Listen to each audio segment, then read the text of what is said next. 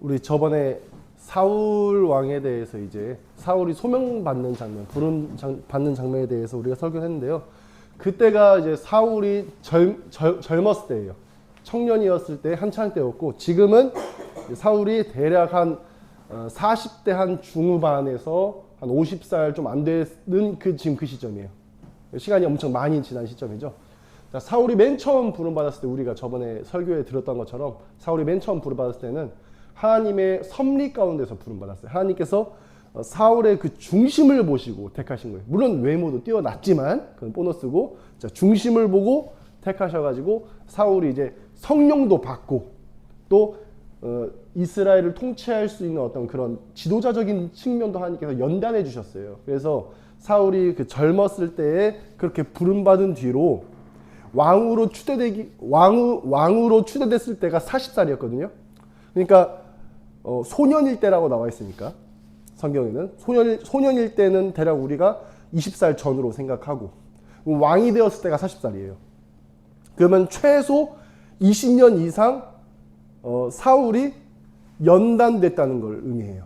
그러니까 일상생활에서 아버지 집에 있으면서 자기 동네 마을에 있으면서 하나님께서 사울의 그릇이 왕의 그릇으로 만들어지기까지 시간이 필요했다라는 거예요. 그잖아요. 아직 어린 사람이 통치하기에는 그러니까. 그렇다고 사울을 어린 나이에 그렇게 하나님께서 기름 부으신 이유는 마음의 준비를 위해서 그런 거예요. 우리가 어쨌든 어떤 방향을 알아야 가거든요. 근데 사울은 저번에 우리 설교했던 것처럼 방향을 알지 못하고 나기만 찾으면 왔다 갔다 다녔단 말이에요. 자기가 어디로 갈지 몰라서. 근데 기름 부음 받고 하나님께 길을 얻어가지고, 아, 내가 왕이 될 사람이구나. 그 길을 안 거죠. 왕의 길을.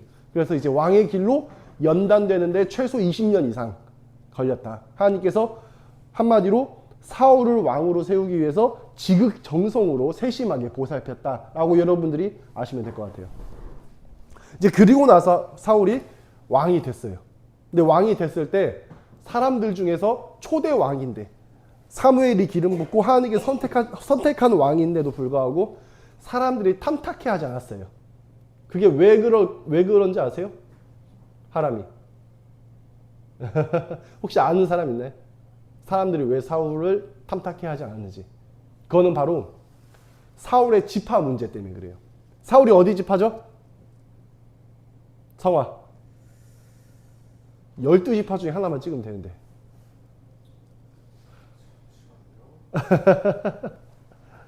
찾고 있네요. 자, 지파가 12지파가 있습니다. 그 중에서 가장 막내 지파예요. 무슨 지파예요? 맞습니다. 베냐민 지파입니다. 자, 베냐민 지파였어요. 근데 사람들이 이 베냐민 지파였던 사울을 엄청 탐탁해 하지 않았어요. 왜 그랬냐면은 베냐민이 지금 사무엘이 마지막 사사였잖아요. 그쵸? 근데 그 이 사사가 되기 이전에 어떤 한 사건이 있었어요. 충격적인 사건. 사사기 마지막 장에 나오거든요. 사사기 19장부터 21장에 나오는데, 어떤 한 사람에게 이 첩이 있었는데, 여자가 있었는데, 그 여자가 기부아에서, 그러니까 기부아에서 하룻밤을 묵었어요. 그 사람이 첩과 함께 하룻밤을 묵었는데, 그 기부아에 있는 남자들이 와가지고 그 여자를 데리고 간 거예요. 데리고 와가지고 밤새도록 이제 아주 나쁜 행동을 한 거죠. 그리고 그 여자가 새벽에 홀로 와가지고 그 남편한테 와가지고 도착하자마자 죽은 거예요. 그 앞에서. 그러니까 그걸 보고 충격을 먹은 거예요. 세상에 어떻게 사람이 이럴 수 있나 싶어가지고 온 이스라엘에 그걸 공포한 거예요. 이 남자가 기부아 사람들이 이렇게 했다. 기부아는 베냐민 지파 쪽이거든요. 이런 꼴을 당했다. 어떻게 할 거냐라고 하니까 이스라엘 온 지방 11지파 사람들이 모여가지고 막 가슴을 찢고 통곡을 하는 거. 어떻게 사람이 이럴 수 있냐고 하면서. 그래서 모여가지고 베냐민 지파로 갔습니다. 기부아로. 그래가지고 그 나쁜 짓 한 놈들 끌고 나와라. 우리가 죽이게. 그렇게 말했어요. 근데 기부아에서, 베냐민에서 주지 않은 거예요. 그러니까 보니까 빽이 있었던 것 같아요. 어떤 좀 기득권자의 자녀거나 뭐 그랬던 것 같아요. 그러니까 주질 않는 거예요.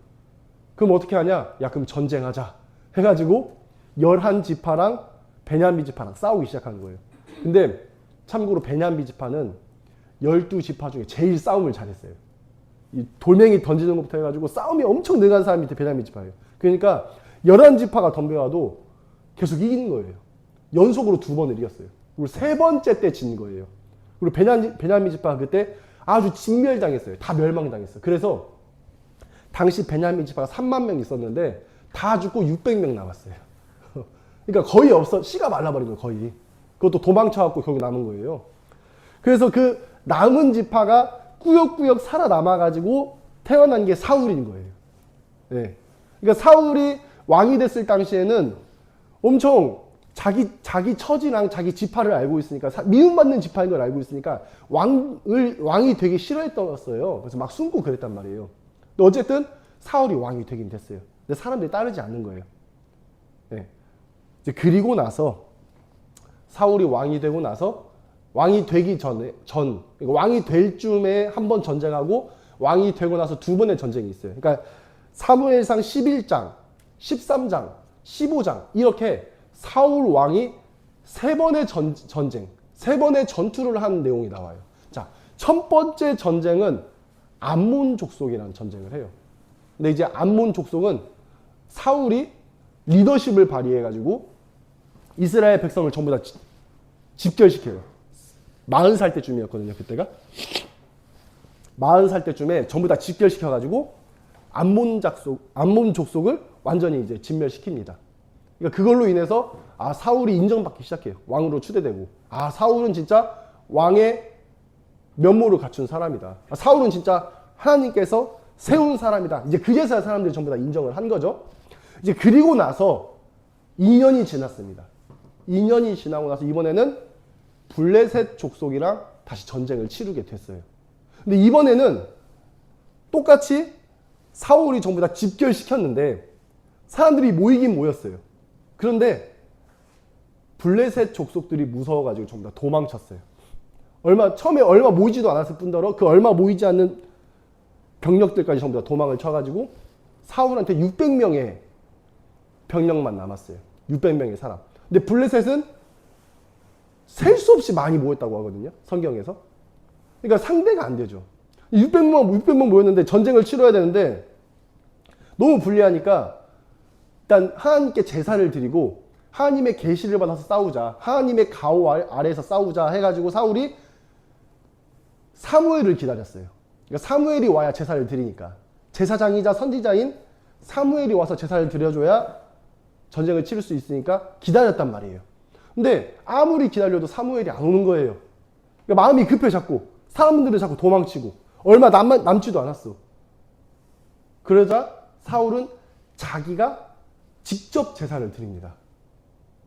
그게 엄청난 죄였어요. 이게 직접 제사 드린다는 것은 하나님의 질서를 무시한다는 거거든요. 그러니까 하나님께서 세운 어떤 질서, 제사 드릴 때에는 내가 직접 가는 게 아니라 하나님께서 중보자로 세운 사람을 통해서 나한테 와야 돼요. 그걸 하나님께서 정하셨단 말이에요. 근데 그거를 무시했어요, 사울이. 왜 무시했냐?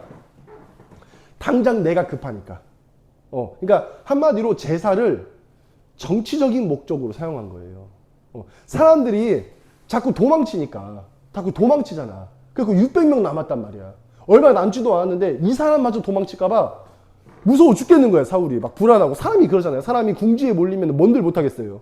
그러니까 사울도 궁지에 몰리니까 진짜 이러다가 이 얼마 남지 않은 사람 다 도망치겠다 해가지고 자기가 직접 제사를 드린 거예요. 정치적인 목적으로 그렇게 한 거예요. 사람들한테 이렇게 해가지고 하나님께서 우리와 함께 하신다. 걱정하지 마라. 도망치지 말라. 이런 식으로 정치적인 목적으로 제사를 드린 거예요. 엄청 의도가 잘못됐죠? 그래가지고 하나님께서 아주 크게 책망하시고 실망하셨어요. 그러면 그 블레셋 전투는 어떻게 됐냐? 단 2사람을 통해서 승리하게 됐습니다. 블레셋 전투가. 바로 요나단과 요나단을 따르는 수하 1명. 그 2명이서 블레셋 진영 안으로 들어가서 한번 휘저었어요. 20명을 죽이면서 휘저었어. 그리고 나왔어. 그러자 하나님께서 그 땅에 지진을 일으켜가지고 서로 싸우게 만들었어요. 꼭 기드온 사건처럼 서로 싸우게 만들었단 말이에요. 그래서 블레셋이 지들끼리 싸워가지고 전쟁이 그렇게 끝났어요.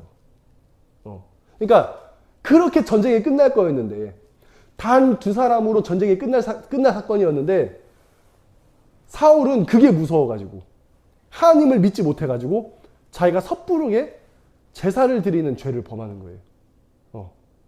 이제 그 상황이 이제 끝나고 바로 오늘 본장 사건이 일어나는 거예요. 그 다음 그 사건이 있은 뒤로 한 8년이나 9년 이 지난쯤의 일이에요. 이제 이 사건은 하나님께서 그 당시에 그 블레셋 사건으로 인해서 사울을 버리겠다고 말씀하시고 다시 사울을 찾아가셨어요. 하나님께서. 이 말은 뭐냐면은 기회를 다시 한번 주겠다는 거예요. 네가 진짜 큰 죄를 범했는데 사람과 사람 사이의 죄는 용서받을 수 있어요. 근데 하나님 앞에 성령 받은 자가 알면서 짓는 죄가 고범죄거든요.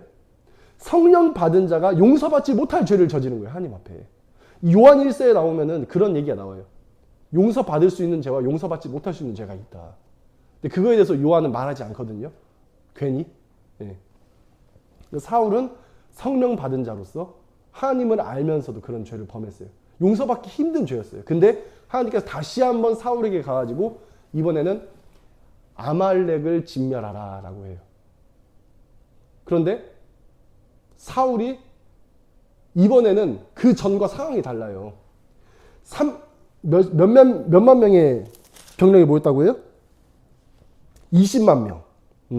4절에 보면은 세어보니 보병이 20만 명이고 유다 사람이 10,000명이라. 그러니까 거즘 20만 명의 병력들이 사울에게 모였어요. 그 전과는 완전히 다른 상황이에요. 무조건 이길 수밖에 없는 상황이에요. 그리고 뿐만 아니라 하나님께서 먼저 명령하셨어요. 아말렉을 진멸하라. 그러니까 하나님께서 함께 하시겠다는 거예요. 승리는 이미 따놓은 단상이에요. 사울은 그냥 순종만 하면 돼요. 근데 사울이 순종했어요? 물론 진멸했어요. 진멸했는데 취사 선택해서 진멸했어요.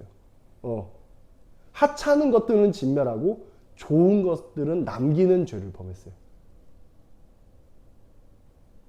이 하나님께서 말씀하신 이 진멸이라는 말은 좀 특별한 히브리어 언어를 써요. 하렘이라는 말을 쓰거든요. 하렘이라는 말은 하나님께 드리다라는 의미예요. 진멸하라. 나한테 하렘하라. 나한테 드려라. 바쳐라. 한마디로 제사하라. 그런 뉘앙스의 의미예요. 제사. 제사랑 하렘이랑 비슷한 점이 많거든요. 어쨌든 이 하렘은 이 진멸, 이 전쟁은 그냥 단순히 너와 나의 어떤 관계가 틀어져서가 아니라 하나님께 드리는 거예요. 하나님께서 직접 심판하시는 거예요.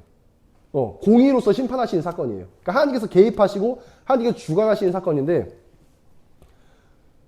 사울은 이게 무슨 의미인지 알고 있음에도 불구하고 욕심에 눈이 멀어가지고 자기 자리랑 기득권, 자기 유익에 눈이 멀어가지고 하나님의 명령을 아주 교묘하게 피해가요. 그래서 사무엘이 찾아왔어요.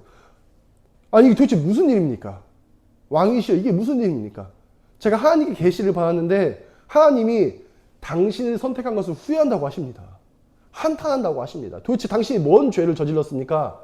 라고 물으니까 사울이 제가 진멸하러 가가지고 다 진멸했는데 여기 좋은 것들만 좀 남겨왔습니다. 좋은 것들만 남겨온 이유는 하나님께 제사 드리기 위해서 남겨놨습니다. 라고 사울이 말해요. 자, 이 말을 들었을 때 우리는 그럴싸해요. 그죠? 하나님께서 하렘하라 있어요. 하렘이라는 건 말 그대로 진멸이에요. 그 여호수아 이제 7장에 보면은 아간 알아요? 아간? 아간의 죄. 성화 혹시 아간 알아요? 몰라요. 우리 하람이 아간 알아요? 우리 지훈이 아간 알아요? 몰라요? 그래요? 자, 아간, 그러니까 하나님께서 여리고나 이제 여리고성 10바퀴 돌아가지고 여리고성이 무너진 사건을 알죠? 그게 하렘이에요. 그러니까 여리고성이 무너지고 나서 그걸 전부 다 불태웠단 말이에요. 그렇죠? 불태웠어요. 성경에 보면은 여리고성이 무너지고 그걸 전부 다 불태웠어요. 짐승이고 사람이고 다 불태웠단 말이에요. 불태운다는 의미는 번제 드린다는 의미예요. 그죠? 네. 하나님께 제사 드릴 때 우리가 불태워서 번제 드리잖아요. 죽여가지고 태워서 드린단 말이에요. 여리고성은 하나님께서 하렘하라고 직접 말했어요. 그 용어 자체가 하렘이에요. 그래서 이스라엘 백성들은 거기 가가지고 그거를 막 짐승을 취하거나 그러지 않았어요. 노예로 취하거나 그러지 않았어요. 불태워서 하렘으로 드렸어요. 그런데 아간이라는 사람이 거기 가가지고 여기 보니까 값비싼 뭐 루이비통, 뭐 에르메세, 뭐지? 에르메세 맞아요? 에르메스. 에르메스. 그러니까 에르메스 같은 옷이 여기 있는 거야. 아간이 보니까.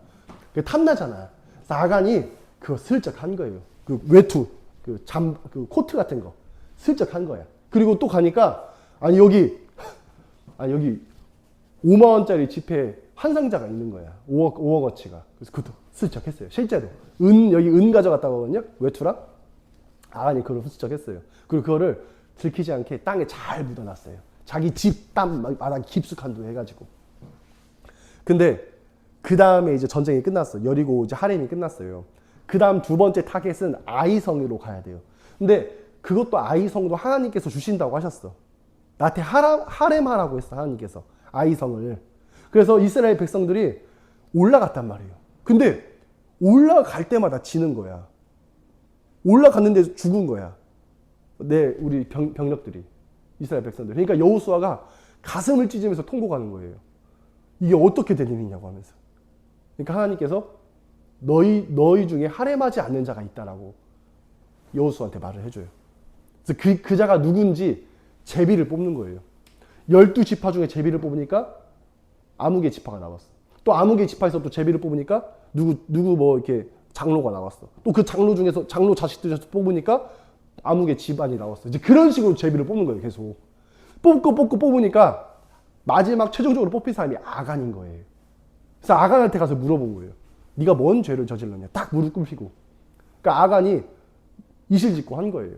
내가 외투를 훔쳤고 내가 거기서 돈을 가져왔다 하니까 하나님의 명령을 따라서 그 아간에 있는 모든 물건들, 천막, 의자, 뭐 그런 모든 물건들, 옷부터 해가지고 전부 다 가지고 간 거예요. 그리고 그 골짜기에 다 집어넣고 뿐만 아니라 거기에 아간도 집어넣고 뿐만 아니라 아간의 하인들, 아간의 아내, 아간의 자녀들까지, 어린 자녀들까지 그냥 다 집어넣은 거예요.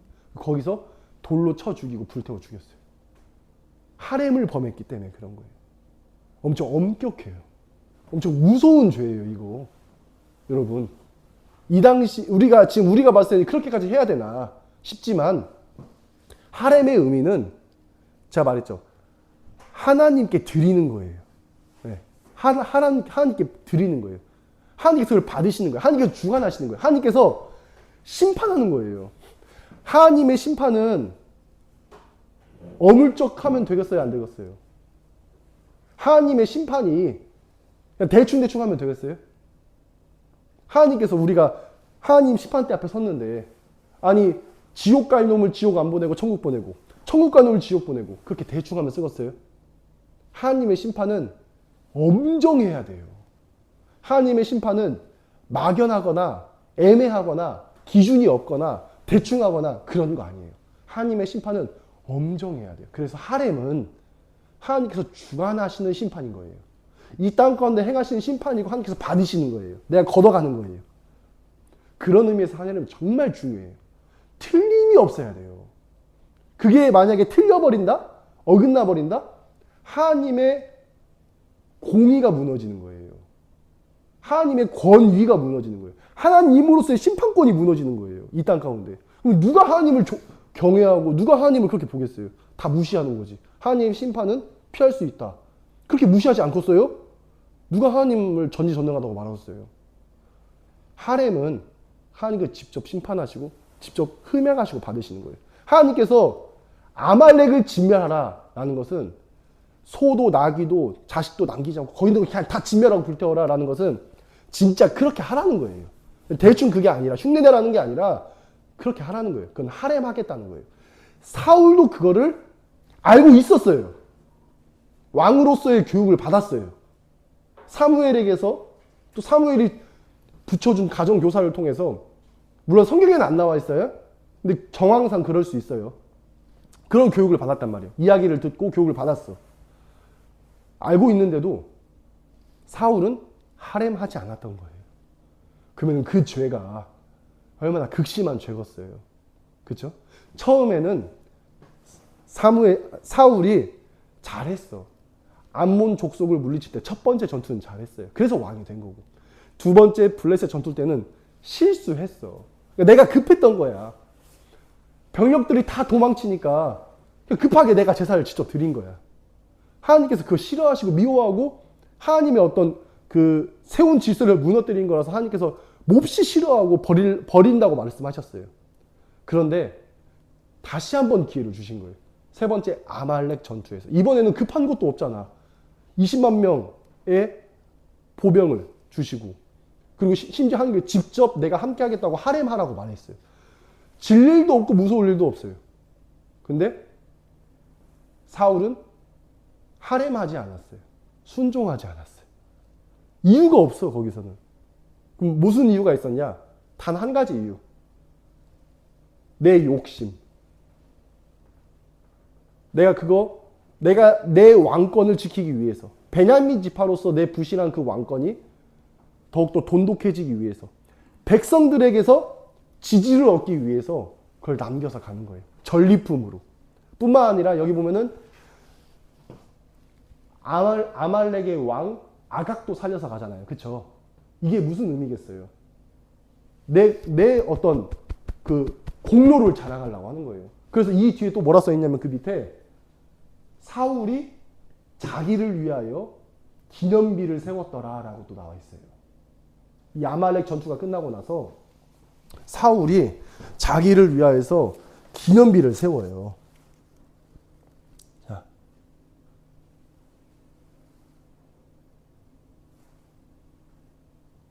자, 12절에 사무엘이 사울을 만나려고 아침에 일찍 일어났더니 어떤 사람이 사무엘에게 말하여 이르되 사울이 갈멜에 이르러 자기를 위하여 기념비를 세우고 라고 나와 있죠. 12절에 기념비를 세웠어요. 사울이.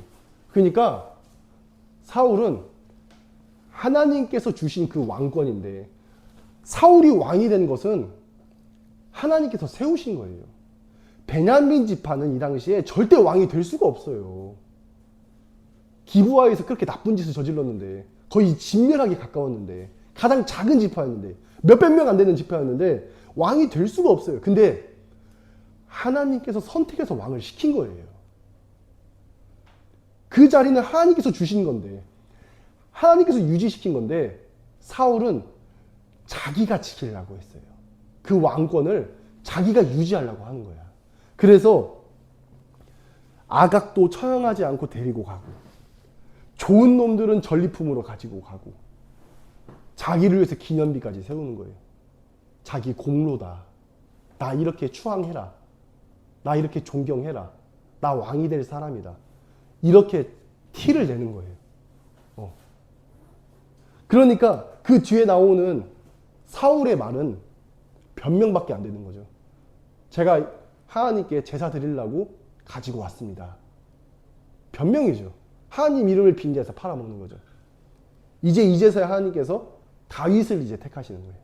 이 사건 직후로 다윗을 택하셔서 기름 부으시는 거예요. 하나님께서 하렘을 어긴 죄는 사형에 마땅한 죄예요. 근데 그렇게 하진 않으셨어요. 하나님께서 첫 번째 왕으로서 그렇게 하지 않아요. 그게 하나님의 최대의 긍휼이었던 거예요. 자, 물론 다윗도 죄를 저질렀어요. 다윗도 이제 우리아의 아내를 밧세바를 이제 그렇게 해가지고 그렇게 이제 나쁜 어떤 좋지 않은 행동을 했죠. 뿐만 아니라 인구 조사를 하는 죄도 범했어요. 근데 그것은 사울의 죄랑은 달랐어요. 사울의 죄는 이 신성 모독적인 죄예요. 근데 다윗의 죄는 인간적인 죄예요.